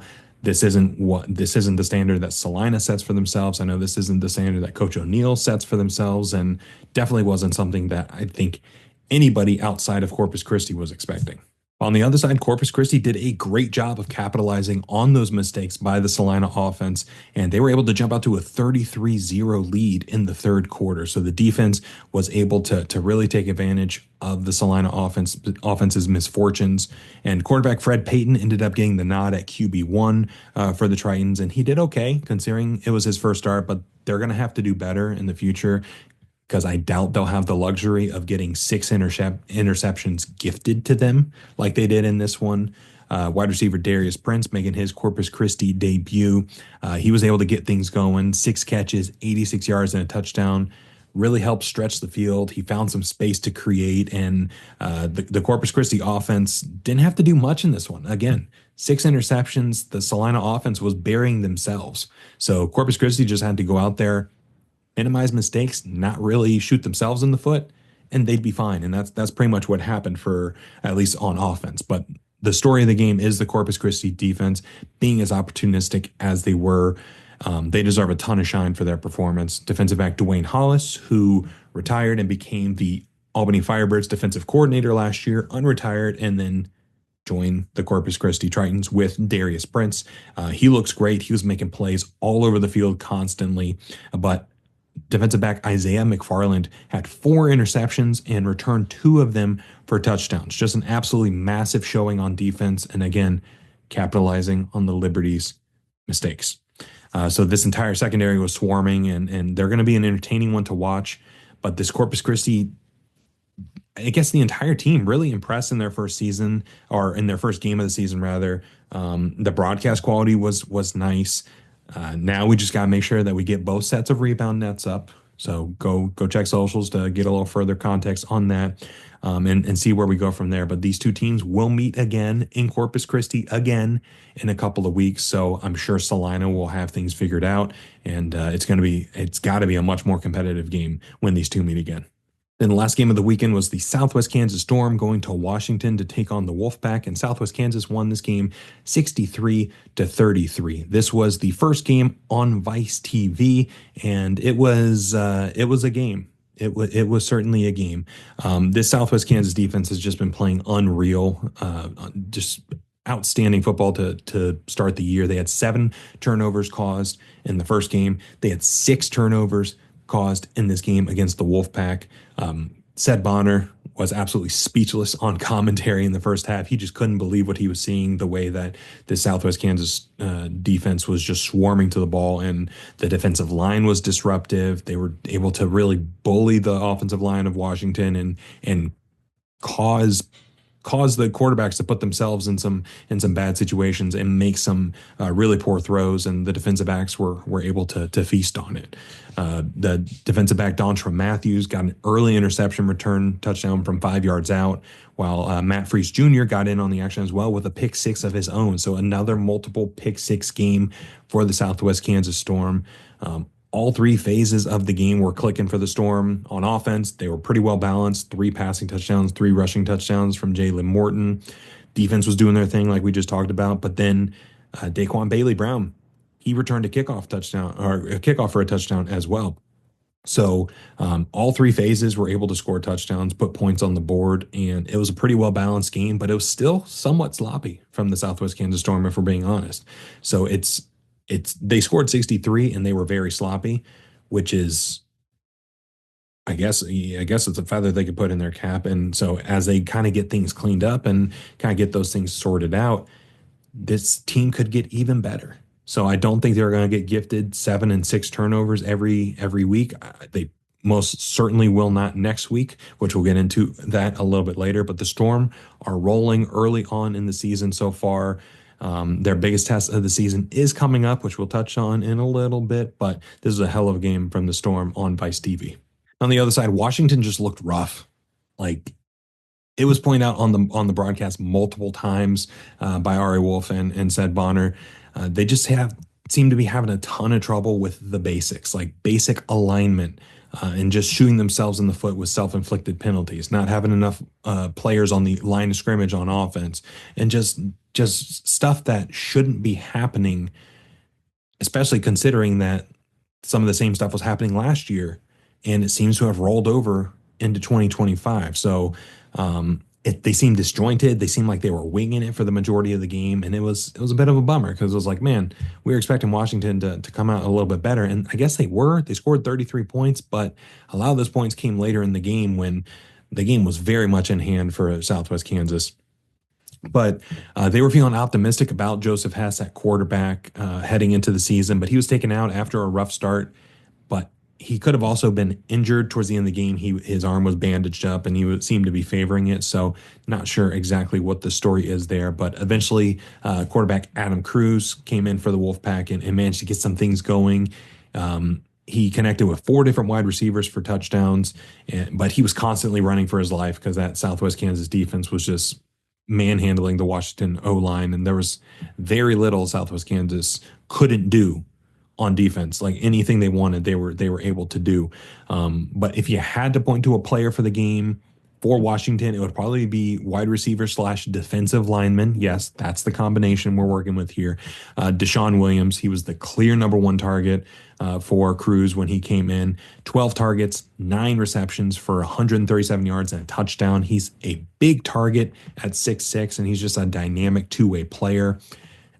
Hopefully Washington starts to get things figured out, because he's going to be a great wide receiver duo with Akil Greer, who's 6'4" on his own. So we got 1 6'6", 1 6'4". That's going to present some matchup nightmares for some defenders down the stretch if Washington can stop shooting themselves in the foot. So the weapons are there. It's just a matter of getting those basics cleaned up. And this year's Washington team has to be better than last year's. They technically won 2 games last year, but If you don't count Rapid City, they won one game last year, and it happened to be against Southwest Kansas Storm. So which is interesting to think about.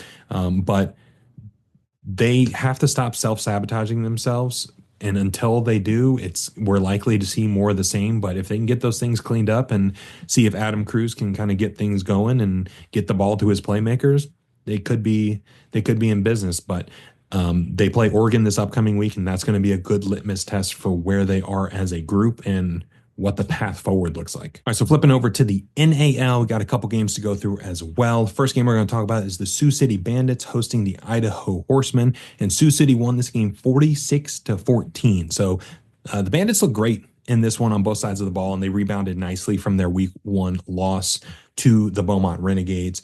Quarterback Taylor Lowenstein stepped in for the injured Verlin Reed, and he played well. He kept the offense flowing, and he was able to get the ball to his playmakers and not really put himself in some bad situations. They had a really great ground attack, and at one point they were just running the same play over and over and over again in the second half just because Idaho couldn't stop it. There was nothing they could do.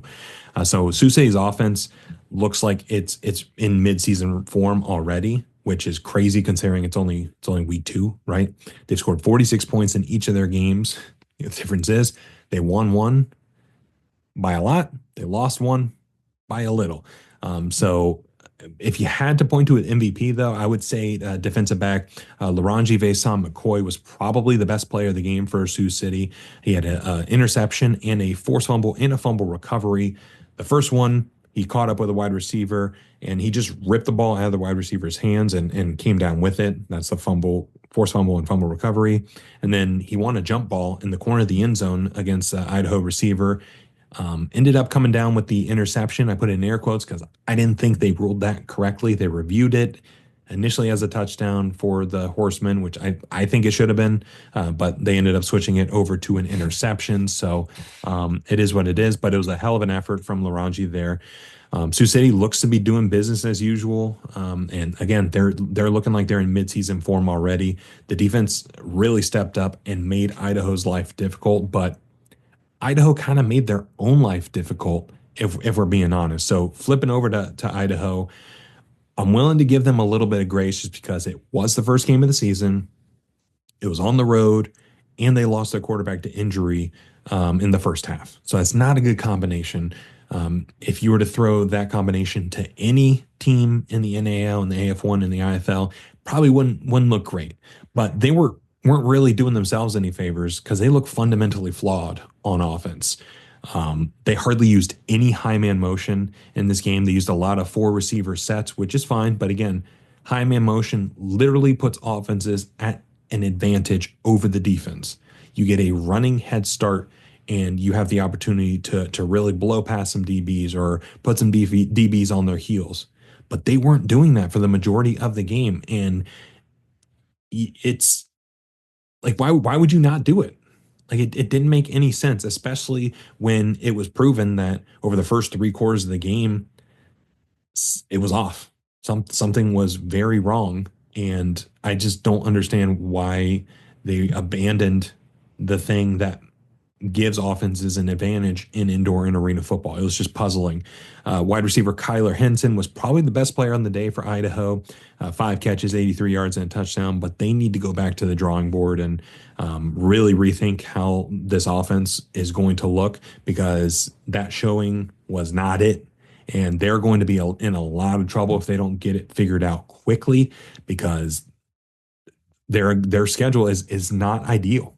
I mean, the NAL is pretty deep this year when you look at like there's a lot of teams that can compete for the NAL championship, and Idaho doesn't really have the luxury of playing the bottom teams every week because they are one of the bottom teams.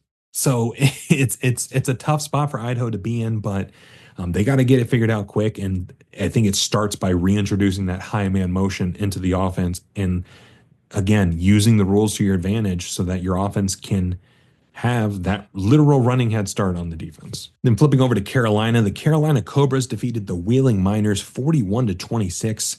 The Carolina Cobras looked really, really good on defense, which is it's pretty shocking to hear in the indoor and arena game nowadays, but I guess given how the first couple of weeks of the season have unfolded. It's not that surprising, right?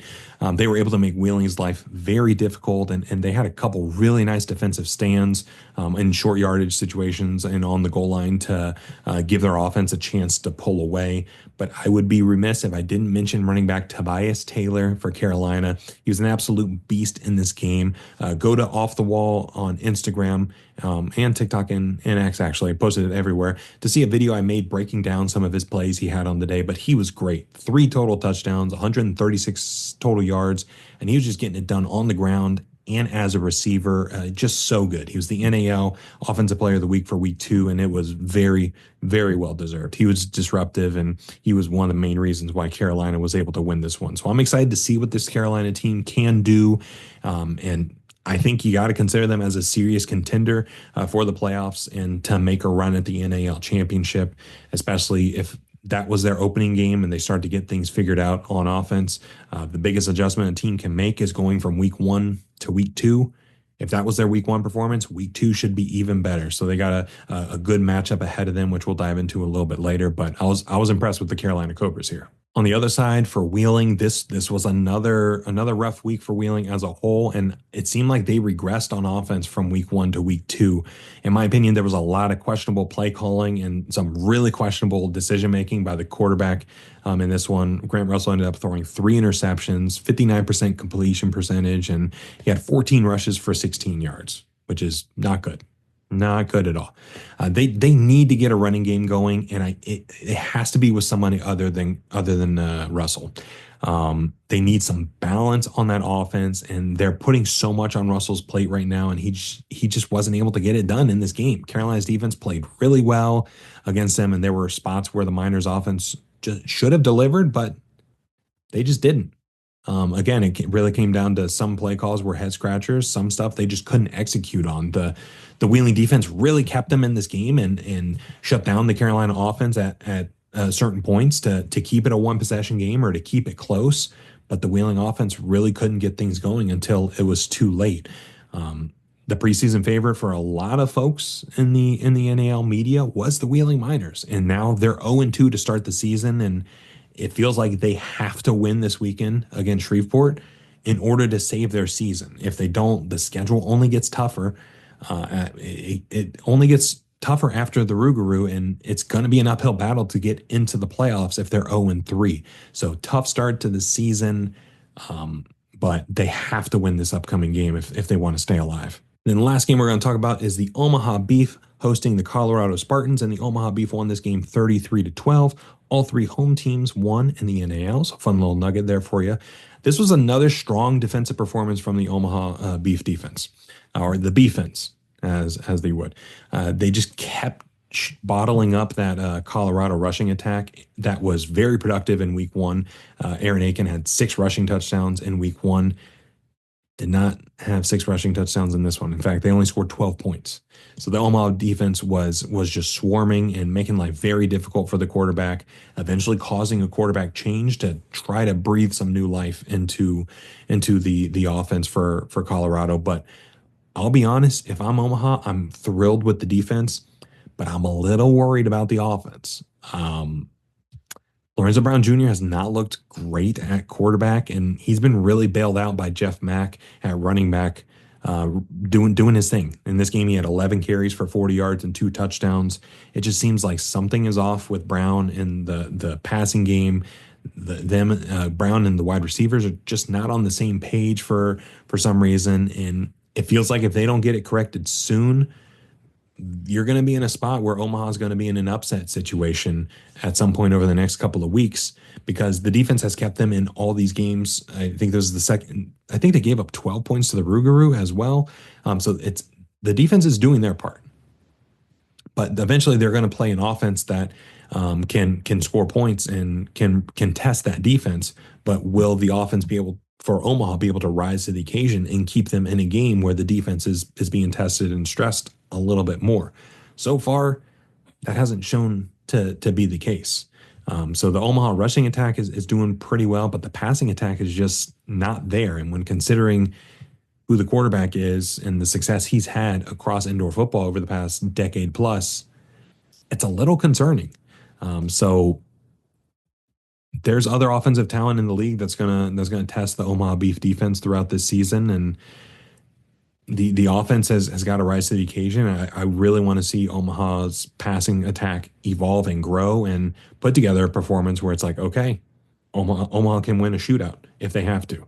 But luckily for them, their defense is just playing spectacular football and not putting them in those situations. On the other side for Colorado, this was an ugly, ugly game on offense for the Colorado Spartans.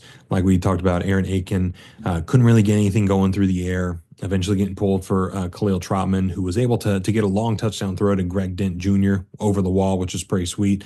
That one's on Instagram as well. Off the wall showed a little breakdown of that. Not breakdown, but give him his flowers for it.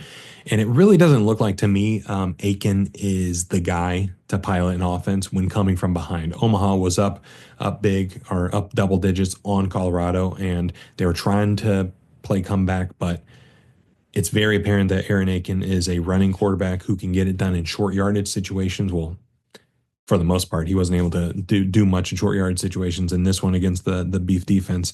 But he really wasn't able to connect with his receivers all throughout the game. And Colorado has a talented wide receiver group when you look at them. Greg Dent Jr., Newbold Jr., Woodley, and then you got running back Thurlow Wilkins, who looked great in this one, had a long touchdown run called back due to a slightly ticky-tacky out of bounds call, but I understand why they did it. He looked good in his spots as well. So they have the weapons on offense to be able to be impactful and be a high caliber offense in this league, but they need a quarterback who can get them the ball and get him in those spots. And I truthfully don't think Aikman is the guy. I think Trotman is the guy that they need to proceed with in order to facilitate the offense and get the ball into those playmakers' hands. And then maybe trot out Aikman for short yardage and goal line situations. But I'm guessing they'll probably roll with Aiken one more time to see what he can do in another week. But I'd love to see a Trotman go out there and see what he can do with the full 60 minutes. But Colorado can be a good team, but they need to have a pulse in the passing game in order to compete with the top teams in the league. It looks like they can beat up on some of the bottom teams, but going up against some of the top teams that have a tougher defense, it's going to be a struggle. So looking at the weekend of football we got ahead of us, it starts on Friday, and we'll go league by league here. So we'll start with the IFL. The IFL season officially kicks off with the Jacksonville Sharks taking on the Massachusetts Pirates on Friday, March 21st, Friday night. So this is going to be a good one. The retooled Jacksonville offense versus a reloaded Mass Pirates roster who Jimmy Robinson, all-world running back for the Pirates the past couple of seasons, is now with Jacksonville. So that's an interesting dynamic. It seems like Jacksonville is poised to make quite a run through the season and hopefully into the playoffs after a disappointing 2024 season. So I would not be surprised to see Jacksonville go in and score a lot of points in this one. But Massachusetts always finds talent and always finds ways to get some NFL, UFL caliber guys on the roster and on the field. So that's going to be a great opening game to watch, especially in that Eastern Conference that is going to be loaded from top to bottom, and it's just going to be an absolute slugfest every single week. But that's not the only Eastern Conference game on the Friday night slate. We've also got the Green Bay Blizzard facing the Quad City Steamwheelers on Friday night as well. So starting about an hour after the Pirates Sharks game, Blizzard, Quad City, no strangers to each other. They play each other 3 times a year, almost every single year. And Green Bay lost some key pieces on defense to the UFL with Reverius Rivers and Sean Mustin, going to the CFL as well. So those are 2 all first team IFL players that ended up getting the call up to the outdoor game. So how they replace that production on defense and that disruption on defense is going to be interesting to see. But Quad City, they reloaded on offense, and they were a quarterback away from being a very, very deadly team and a team that nobody would want to face in the playoffs, which they eventually made. But they had 2 quarterbacks last year. When you have 2 quarterbacks, you have none. So bringing in former MVP Daquan Neal could be what the doctor ordered for the Quad City Steamwheelers, and we'll have to see how they look. But this will be a good one to get the season started and get a nice little test to see where each team is at. Then lastly, on Saturday, we've got the Tulsa Oilers facing the San Antonio Gunslingers on Saturday night. So one game on Saturday night, and it's a hell of a game to have on that Saturday night. Tulsa Oilers are looking really, really nice with a totally restructured offense, basically the Frisco offense plus some pieces, plus the Tulsa defense from last year with some new pieces in the mix as well. So Tulsa is going to be a very deadly team, like we talked about in the preview. I think they make a run for the championship, but it starts with this game. It's an out-of-conference game playing the San Antonio Gunslingers, who reloaded themselves. They brought back a ton of talent from last year's team and brought in some new pieces. So this will be a very, very fun game to watch. Former MVP TJ Edwards at quarterback for the Oilers, plus a ton of all IFL wide receivers on the San Antonio side as well coming back. So this is going to be a very fun game to watch. Then flipping over to the AF1, we've got the Southwest Kansas Storm going to Albany to face the Albany Firebirds. So Albany will be making their season debut. Storm are 2-0. Albany is currently 0-0, and that'll be played on Friday night as well. So same time as Jacksonville and Massachusetts.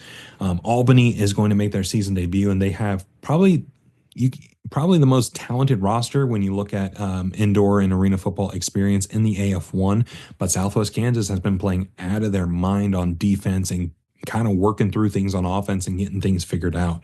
So Jalen Morton versus this Albany defense is going to be a key matchup.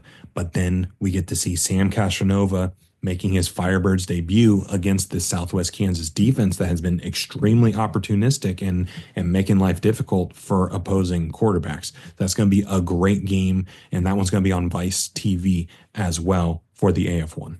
Then the second game of the weekend for the AF1 is going to be the Oregon Lightning versus the Washington Wolfpack, taking place on Saturday night. We talked about both Oregon and Washington earlier, and I think both of them needed that week one to act like a preseason game to try to figure out what they got, who they got, and what they need to fix. I think the path for Washington is a little bit more clear on what they need to do to be a competitive team than what it is for the Oregon Lightning. But it's going to be an interesting game and a rivalry in the Pacific Northwest that I think the league needs, but more importantly, each of these teams need to kind of keep things localized in the future. So this will be a good one to watch to get an idea of where each of these teams are. Then lastly, we got the National Arena League. We've got the Carolina Cobras facing the Columbus Lions. So Columbus hasn't lost a game in over 900 days, but they haven't really played NAL level competition in those 900 days. They were in a different league last year. Their first game of the season, they played the Peach State Cats. They won 85-0. It was a very bad game by the Peach State Cats, or a very good game by the Columbus Lions, or a little bit of both. So we saw what Carolina could do in their game last week against the Wheeling Miners. This is going to be a great test for both teams to see where they're at. This has the potential to be the game of the weekend, depending on how the game unfolds. And we'll get to see, is Columbus legit? Was that 85-0 a sign of what they truly are? Or was it a blip on the radar just because of the level of competition they were playing? So this is going to be a good one and going to answer some questions for us. Then last but not least, we have the Wheeling Miners going down to Shreveport to take on the Shreveport Rougarou.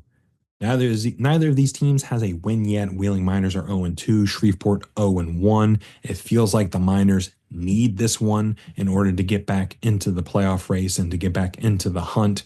If they drop this one to go 0-3, it's going to be a very uphill battle for them. Shreveport's got some things to figure out on their own. Their opening week was their first NAL game ever was against the Omaha Beef in week 1. It's a tough first draw, so this will be a true test of where they are as a team, because was the mediocre to poor performance from week 1 because they were playing the Beef, or was that because of who they are as a team? We'll find out here, because as proven by the past couple of weeks, I think the Miners might have been a little overhyped heading into the season. So we'll get an idea of where both of these teams are after this one, and we'll be able to see, can the Miners get back into the playoff hunt to really keep up with some of these other teams that we know are going to be good? And what does Shreveport actually bring to the table? We don't know. And that's the show. Big show today, big IFL preview. Thanks again to Alec from Sports Coast to Coast for joining the show and really breaking things down. I'm excited to see how the IFL season unfolds, and I'm excited for this weekend of football. Again, we got 4 games on Friday and 3 games on Saturday. So it's going to be a very exciting couple of days to see how these games unfold and see where some of these teams are at. And then we are getting even more games over the next couple of weeks as the IFL enters week 2 and more teams make their season debut. So it's super exciting time. I really appreciate everyone's support and follows, subscribes, likes. Make sure you're following us on socials if you're not already at Off the Wall FB, F as in foot, B as in ball, on Instagram, X/Twitter, TikTok, Blue Sky, all the things. It's in the description here. And then if you're watching on YouTube, subscribe, like, share with a friend. Same thing with Spotify and Apple Podcasts. 5 stars, like the episode, share it with a friend, peer pressure your friends into liking arena football. All the cool kids are doing it. So really appreciate everyone taking the time to check out the show today. Only 24 hours in a day. The fact that you chose to spend like an hour and a half. Oof, long one. Here on talking ball here means a lot. So really appreciate it. Follow us on socials again. Be a part of the conversation. We'll see how these games go down on Friday and Saturday night. And we'll be back next week.